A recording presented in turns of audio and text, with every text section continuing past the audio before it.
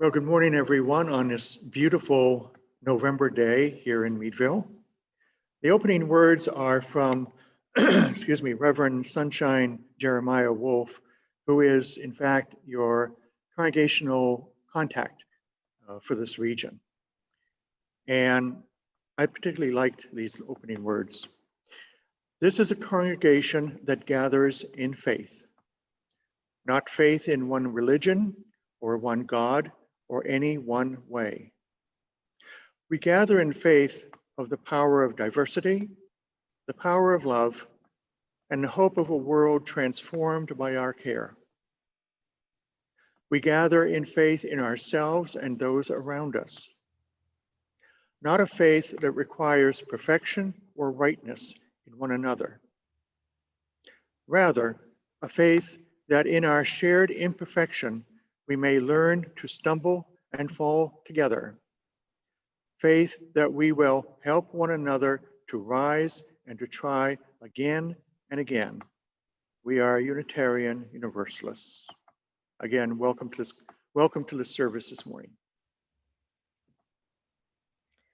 So I will follow that welcome also. Again, welcome.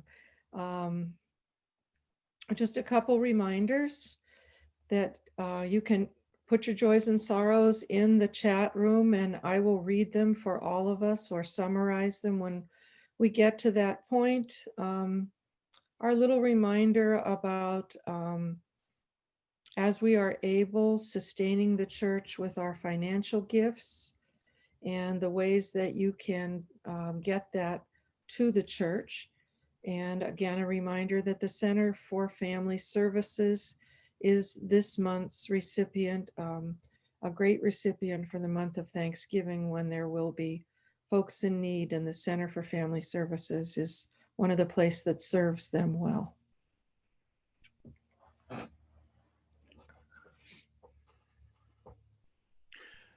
I wanted to read this testimonial from Mark McGinty, who you probably remember, hopefully from, they started attending, I think, early last year. This is what he writes about stewardship and his real joy about this congregation. He says, I'm a friend of the UU because of the feeling of family I felt the first time that I entered the church. It felt familiar to me in a way I've never incurred before.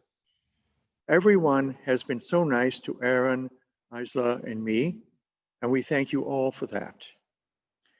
We rely on a financial support, and this is from Amelia. We rely on the financial support of our members and friends. We've now raised over $37,000 in pledges and are about halfway to our goal. Please return your pledge card to the church office. We are deeply grateful for any amount you can contribute, and I know that Amelia will be very happy about it.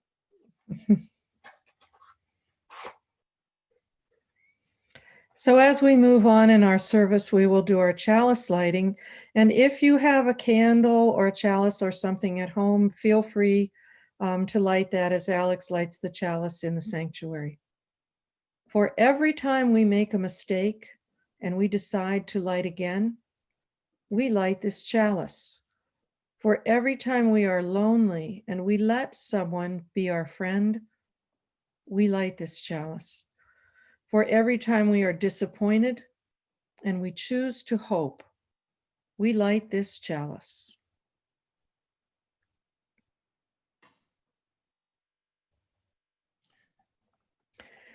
Our next song, Love Will Guide Us, will come on here shortly. And if you choose to sing along at home, please feel free to do that. But if you do, remember to mute yourself so that we can hear the song.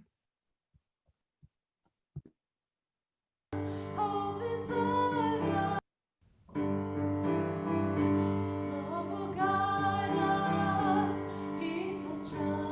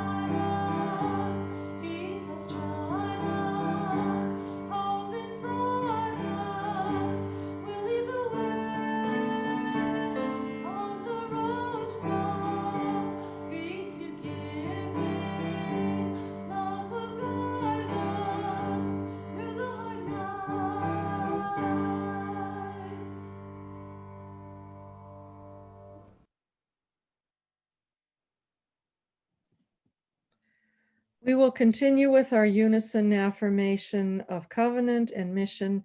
And again, if you would like to recite that along with us at home, please feel free to do that. But we would ask that you mute yourself, as the system that we use just kind of goes a little kaflooey when we have multiple voices at one time. Our covenant is to be a loving, joyful community that nurtures spiritual growth, promotes compassion, social responsibility, and service in an atmosphere of mutual respect. Our mission is to be a faith community devoted to love and respect, reason, and justice. And as I was reading that this morning, I remembered that a number of years ago, this congregation went through a process of creating this covenant and mission, these statements. And we wrote things for a number of Sundays and finally came up with this. So this really is our covenant and mission. Blessed be.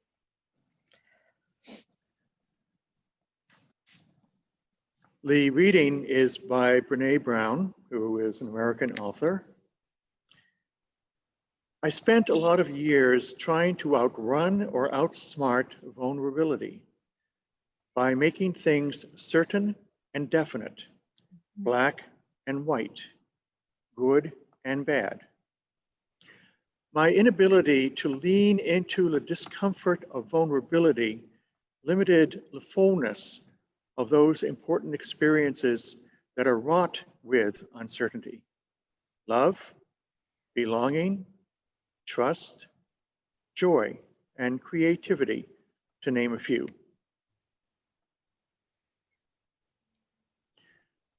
And this is a reminder for the breakout rooms. There are two questions that we're posing today, but really you can talk about whatever you want. How do you feel today? And how are you taking care of yourself? So those are two things to keep in mind.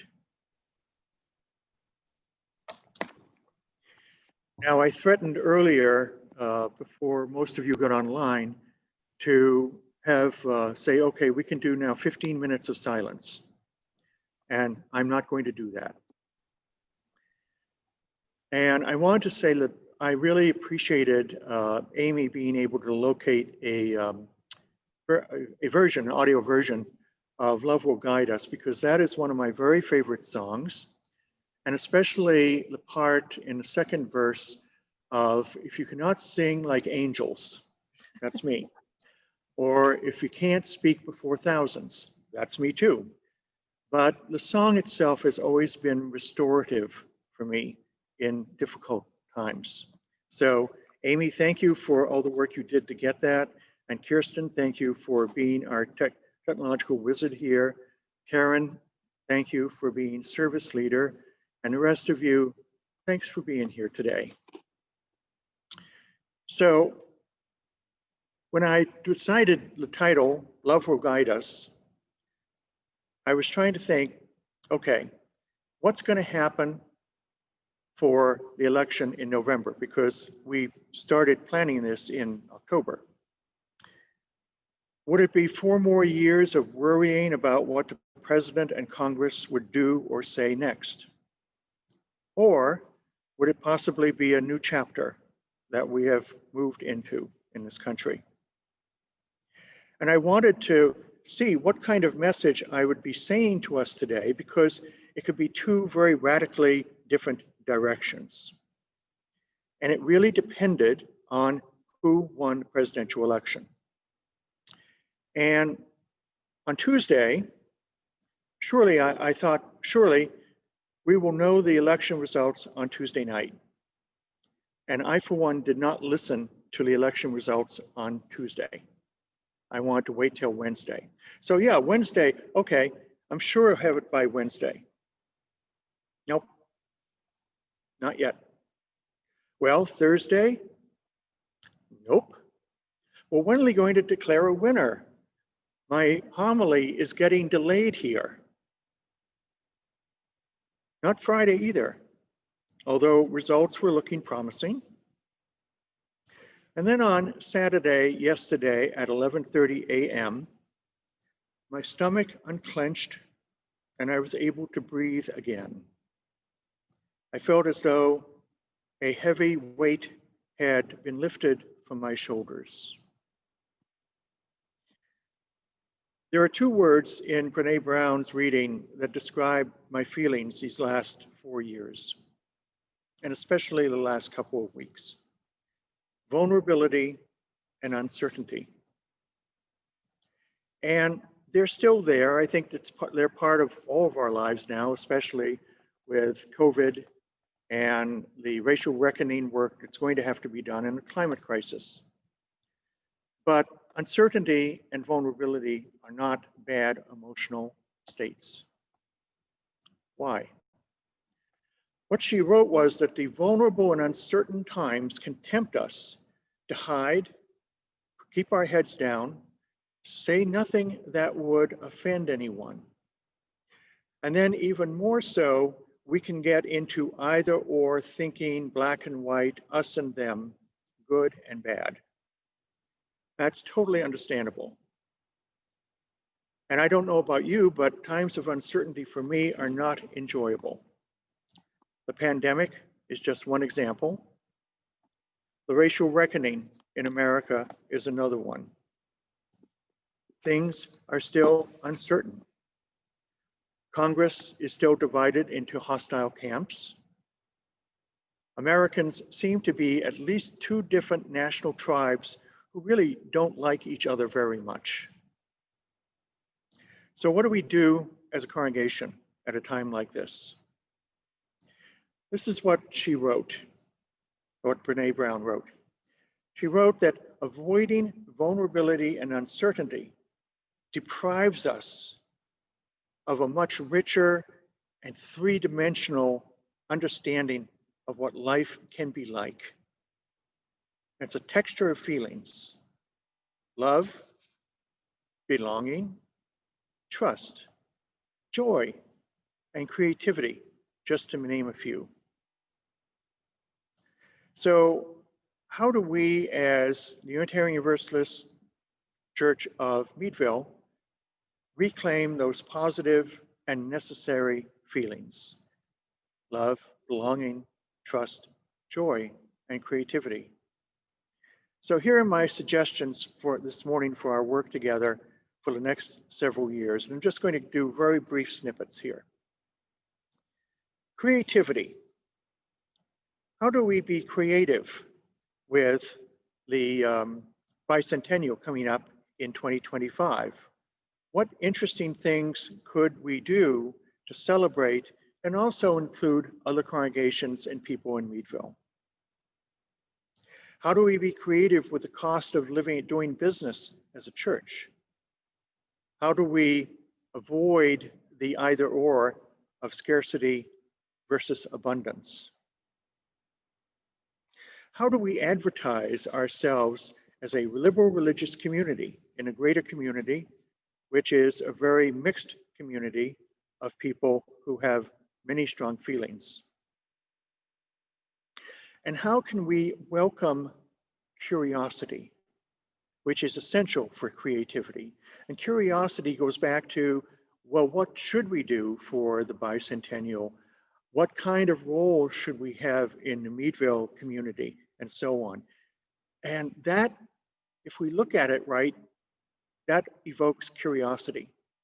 And I think curiosity is one of our core values. Belonging. Belonging to a group of like-minded people can build both safety and open-mindedness. It can also create bad feelings and closed-mindedness as well. It all depends. We have to be open to creative ideas about how to be in community and in the pandemic era. So one of the things that we're going to do in probably starting in January, is we're going to have several classes and book groups later this year, and they mostly will be online until we are allowed to meet together again. What about trust? Do we trust one another? Do we trust our neighbor with political signs we might not agree with on their lawns? Do we trust the future of this congregation to new generations of friends and members who will need to take up the reins of leadership? Joy. I don't know about the rest of you, but about 11:30 yesterday morning, I felt joy. But it hasn't been easy to find this year in 2020 for all the reasons that we know. But there was one thing I noticed, especially yesterday, but all this week, was the weary anxiety of religious liberals and people who call ourselves liberals in general. There was anxiety. There's more work to do, and we have to get on it right now. And I heard that over and over. I don't agree. Finding joy in life is essential to our spiritual and emotional health. Think about how your emotional states have been this week, just for this week. Have they been up? Have they been down? Have they been sideways? Did you feel joy yesterday? Claim it and enjoy it. Don't worry about the next tasks for right now. They can wait. And then finally, love. Love is one of those words that's troubled me much of my life, and I'm still trying to figure it out at 70 years of age. To love oftentimes means healing. In some of my relationships, that never occurred. Deborah and I have been through bumpy times over the course of 20 years, but loving one another has helped both of us heal from the pain of difficult times and difficult conversations. What I've also noticed is love oftentimes means the healing of community, less individualism and more community. Because I've learned the hard way over the years that in efforts to heal ourselves, we need others. We need to care for others and ourselves in good times and bad. Now, the November theme for the program Soul Matters from the UUA is healing. So how do love and trust and joy, belonging, and creativity help us heal ourselves and this little corner of the world that we have lit up with our values? President-elect Joe Biden and Vice President-elect Kamala Harris spoke last night. I don't know if any of you listened to it. They each spoke of healing, unity, and hope. Those are easy words to say, but far harder to keep in front of us during the long night of 2020. But this is part of our job. How do our words and actions create a container to hold healing, hope, and unity? And for everyone, we know we can only do our best. It won't be easy, but it never is. But remember that we are not alone in this work. Approximately 74 million others are with us. But right now, enjoy the gift of joy, or at least relief. This day, this week is over. Decisions have been made, and now we move forward. Now, yes, I know some in this congregation voted for the president. That's good, because that's what the democratic process is all about. And it is our fifth principle in action: the democratic process and the use of conscience. What President-elect Biden said last night should be a mantra. They are not our enemies. Losing is never easy. They are not our enemies. And that's what love made real and tangible and three-dimensional and not just a nice word on a card. That's what Jesus and the Buddha and so many other teachers have told us. Love your neighbor as yourself. Judge not, lest you be judged. And I think, in a broader way, this is the work we're supposed to do in coming months and years. We're supposed to belong together, but never close the doors. We're supposed to love together, but not hold it for ourselves only. We're supposed to have joy, even in non-joyful times. We're supposed to learn to trust one another. And we're supposed to belong and be creative and love, not just for ourselves, but for the generations to come. And that work has already started 195 years ago, and it will continue. We will have breakout rooms shortly, and you had the two questions. How are you feeling today? Thank you. How do you feel today, and how are you taking care of yourself? And really, any other questions or thoughts that you want to share together as folks in this community. So I would invite us to go into breakout rooms and have at it.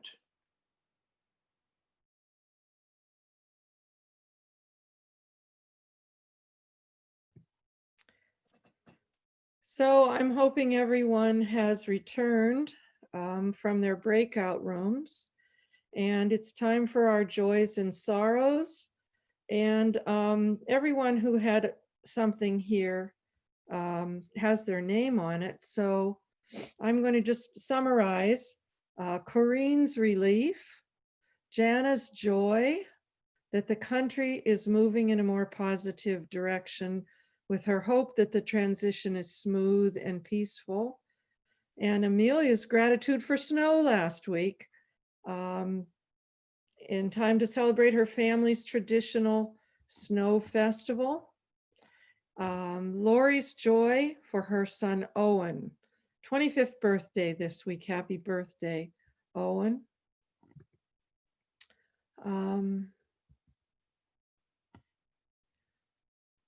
And from Corrine, thank you to Amelia for the lovely note she sent. We talked about that. If you have not made your pledge yet, let me tell you, if you do, when you do, you are going to get a lovely note from Amelia. And I would just share my joy of this beautiful day, this beautiful weather, and this beautiful, inspiring service. So many things to take from it this morning. So may we all find our joy. And always take just a moment for those joys and sorrows that we hold tenderly in our hearts, but do not share with others. Remember one another in love.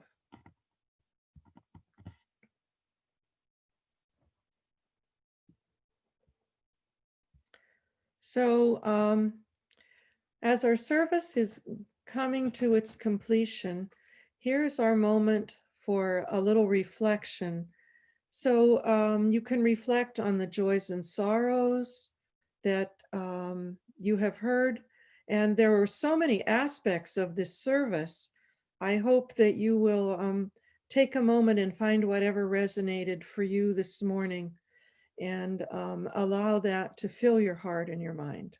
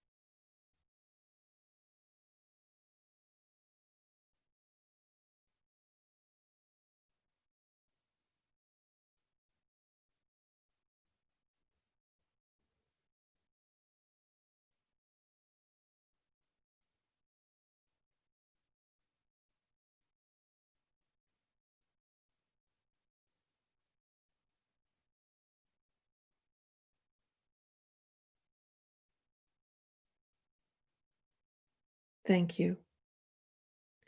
So as Alex extinguishes our chalice in the sanctuary for all of us, take courage, friends.